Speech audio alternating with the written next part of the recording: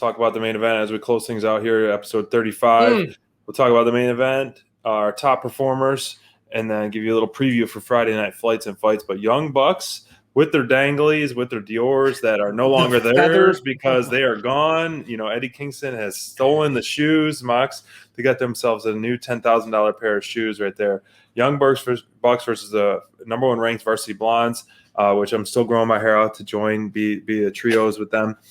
We had the privilege to interview Griff Garrison a few months back. If you haven't checked it out, check it out on our YouTube channel. Mm-hmm. Great interview, great guy, really, excited, has shared the ring with so many top performers. I mean, everyone you can imagine that you'd ever dream of sharing the ring with in AEW, he's done it in this short amount of time of being in AEW. But Young Bucks, we were texting back and forth like what was going to be the main event, and honestly I didn't think this would have been the main event, but it makes sense overall in the picture to close it out with the nasty heel dangly Young Bucks. Thankfully we didn't see the Good Brothers and Eddie Kingston and Moxley really setting up a match we knew was coming but wasn't officially announced till tonight, the tag team title match at Double or Nothing. But Griff Garrison looked great tonight. The Varsity Blondes are coming together as an awesome team. Garrison splashes and spears, and over the whole first part of the match was such high energy, and they really gelled great together. These four guys, these two teams worked very well together, and you can tell the comfort level of the relatively newly formed Varsity Blondes. Their gimmick is great. We talked about an interview of getting varsity jackets, and finally it's nice to see them. So this match was main event worthy for sure. Obviously, we know Young Bucks aren't losing the titles for a while, potentially Double or Nothing. We don't know, but this was high energy, what we wanted, good storytelling, what we love, and Young Bucks Lane knocked out barefoot. Left us all smiling as it went off the air. That's like the end with Kingston stealing those Dior's was so freaking funny. I love what you said there about the way that this one emerged with Griff Garrison and I think Brian Pillman both looking fantastic in this match, and I think that goes with a lot of credit to the Bucks.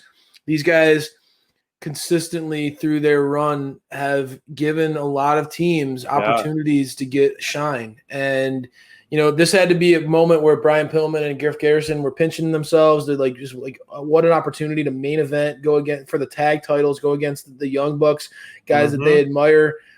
Absolutely incredible way that both these guys looked awesome. Griff's I know he talked a lot about it in his interview with us about he's practicing his leaping, and man, did he ever get some ups when he jumped over the top rope.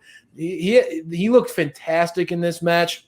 Yeah, man. Even going early on, I got to say Brian Pillman, his promo that he cut, Garrison and Brian, their promo that they cut earlier on in the match or earlier on in the show was on point. You could tell there was some genuine emotion. It just hit all the right notes.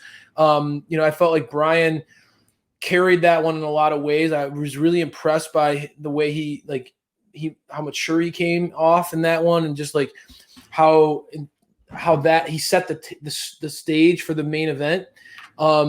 The look that the Varsity Blondes have right now, you and I have talked about it. We love what they're doing right now. The matching gear, the jackets are a nice touch, really put them over the edge, over the top as far as kind of feeling like a cohesive team. But I feel like the Bucks, week in, week out, they always find a way, put on fantastic matches. These guys they continue to set the bar. And in this one, they allowed a young team, an up and coming team like the Varsity Blondes, to look fantastic. Now, the way that they're winning right now with their dirty tactics and the cold spray in the face and stuff like that, controversial, right? I mean, they're definitely leaning into a lot of these heel tactics, and they're definitely playing into that heel vibe. And it's easy to hate the Bucks right now. I'm not gonna lie. Even as a tag team fanboy and a fan of theirs, man, they are really leaning into they're hitting all the right notes as far as being this detestable tag team, whether it's how stupid they look with their gear every week. They're incredibly over the top cheating and heel tactics in the matches themselves. You want to see them get their comeuppance, and having them go against a violent, like badass team like Moxley and Kingston is going to be an interesting way, like because we've seen so much of the Bucks run right now has been them like leaning into this showmanship and kind of over the top, like almost like toying with their opponents, like bragging throughout the matches, being very like nonchalant about taking these matches seriously, over the top, faking, like overly, that's gonna change. Tripping and weird, double or nothing. Like they're gonna be tested. When you go against Moxley and Kingston, the jokes end. So it's gonna be a really interesting match, and I think it's gonna be like a very like a clash of like the Bucks are gonna have their backs to the wall.